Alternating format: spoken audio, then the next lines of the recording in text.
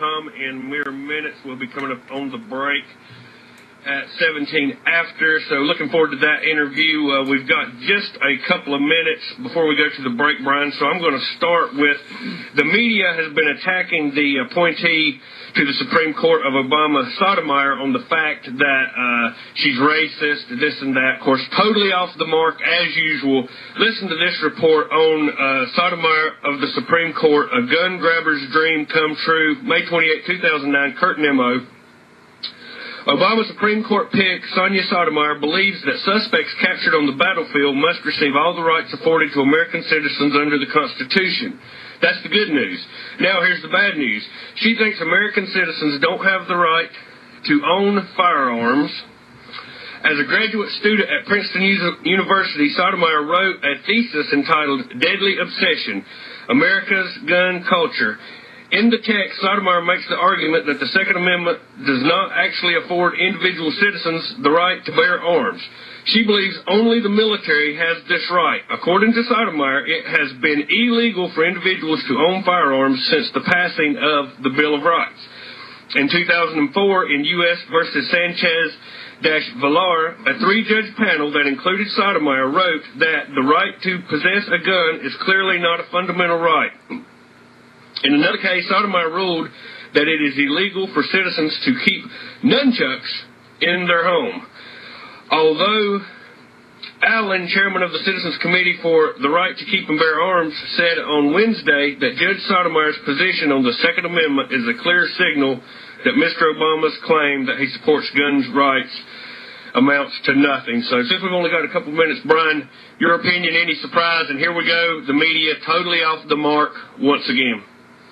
Absolutely. I mean, and we're going to, well, not necessarily off the mark, just distracting us with something else they can find while they get through exactly what they wanted. In the first place, I mean, we're setting up for another Supreme Court. Of course, we're just replacing someone with similar views, but it's extraordinarily unlikely anything's going to change and actually just getting much worse. Yes, and here, while the media debates whether she made some racist comments, that's what Rush Limbaugh, Sean Hannity, their show's been about all this week. Here, some actual proof that she is completely anti-Second Amendment, a gun grabber, which we have seen the Obama administration just practically tooth and nail line up as. Number one gun salesman in the history of the world, Barack Obama, undoubtedly. Yeah, then that's the good news. So, again, we're going to be coming up on a break. We're going to be joined by Wake Forest University student, Mr. Jared Fuller. I think that people will find this a very interesting part of the campaign for liberty, and we're going to discuss that with him because as we've both talked about, Brian, the future is with the young people. We need a movement of the young people to wake up and decide that it's high time to take this country back. And he had set up a speech with Dr. Ron Paul. We attended. How many people would you say was there? Jared told me afterwards it was about 1,300. That's what he estimated. But the capacity for the room said 2,200, and you saw it was about full. Yeah, it was about a packed house. I mean, when we got there wasn't very many people. We wondered. Then the line just grew and grew and grew.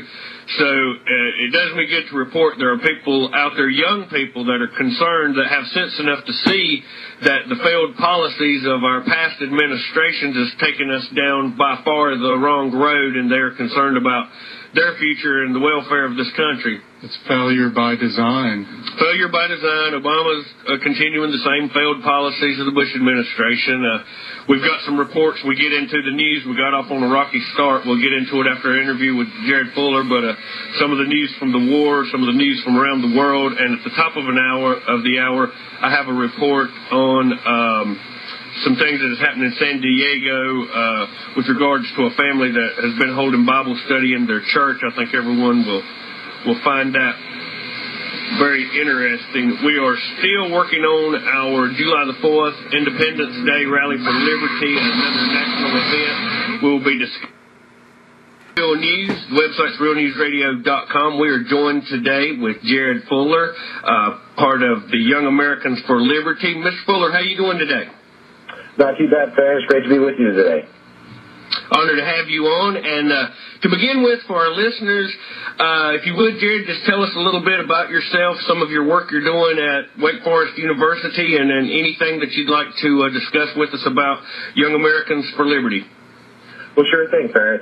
Young Americans for Liberty is essentially the continuation of Students for Paul. So what we're trying to do is to mobilize and activate about 500 college campuses that have Students for Paul chapters and really engage them in the communities and take back academia, because academia is completely controlled by statism. The love of the state is certainly manifested in all the universities, so we're trying to take that back across the United States.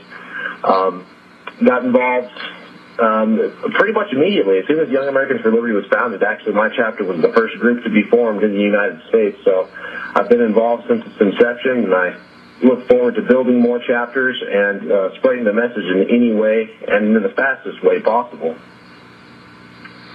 Well, I want to commend you for your work. I truly believe that if change is going to happen, the young people have to get involved and get motivated. And you had Dr. Paul speak there at Wake Forest University, and we attended, and Brian and myself were discussing it before you came on, the turnout that you had there, and how good it was to see so many young people turn out concerned for liberty. I'd like to get your opinion as far as what you see happening in our government, these bailouts, this economic collapse by design, and the policies that seem to be just continuing by the Obama administration. I mean, what's your opinion of what's happening right now coming out of Washington?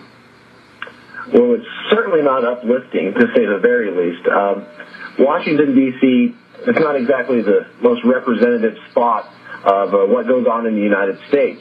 So students, among every other demographic, are probably the most concerned because we have the rest of our lives ahead of us. There is so much that we have to look forward to. Well, and it's now, instead of previous generations, we're not looking forward to as much. We're looking forward to inheriting a system that's plagued by debt, to a system that's plagued with countless no-win wars, to a system that perpetuates everything that we supposedly stand against Americans, as Americans, is sort of perpetuated and solidified and worsened under the current system.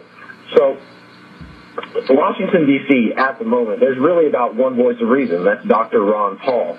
There's a good reason we hosted him at Wake Forest University, and that was to show young students across the United States, not just at Wake Forest campus, but that we could hold such a massive event, bring out 1,300 people to a school of only 4,400, that the message of liberty is actually alive, it's growing, and it's not what's going on in Washington, D.C. It's what's going on at the grassroots, at the local level, with young people, with local communities, and the real America, not the Washington, D.C. America. Hello, Jared. This is Brian. Good morning. Morning, Brian. How are you? Oh, great, sir. How are you? Not bad. Great to be with you. Thanks. Recently, we had this MIAC report come out of the state of Missouri. I'd like to get your perspective on this and other atrocious pieces of legislation which are leading us down the road towards tyranny. Certainly. The MIAC report, as most people in the liberty movement are well aware, was issued sort of as just a blind, backhanded slap in the face to everyone who believes in the message of liberty, whether you're a libertarian, a paleoconservative, a progressive. As long as you believe in the message of liberty you reject the use of force or violence, essentially what the entity of the state ultimately is, you are a target, especially on the MIAC report. And that was, they rescinded the report finally, which was sort of the first step in bringing it to the front of the modern political discourse. But even though they rescinded the report, there's still been several instances where people have been detained. Take, for example, Steve Bierfeld of the Campaign for Liberty, who was detained simply for having cash and checks made out to the Campaign for Liberty in a metal cash box when he's going through a security checkpoint. I mean, what kind of message does that send? To no matter what sort of party you affiliate yourself with. So they're sort of sticking their own foot in their own mouth with this sort of thing. If they allow these things to go viral, if these are actually happening, people might actually start to begin waking up. Every time I show someone that video or the audio recording of Steve Bierfeld getting detained by the TSA, people are sickened. So if they think that they're making the country safer by doing this, if they think that they are winning the battle by targeting us as supposed terrorists, they're actually sort of working backwards. And things like this will start to eventually help us rather than help them.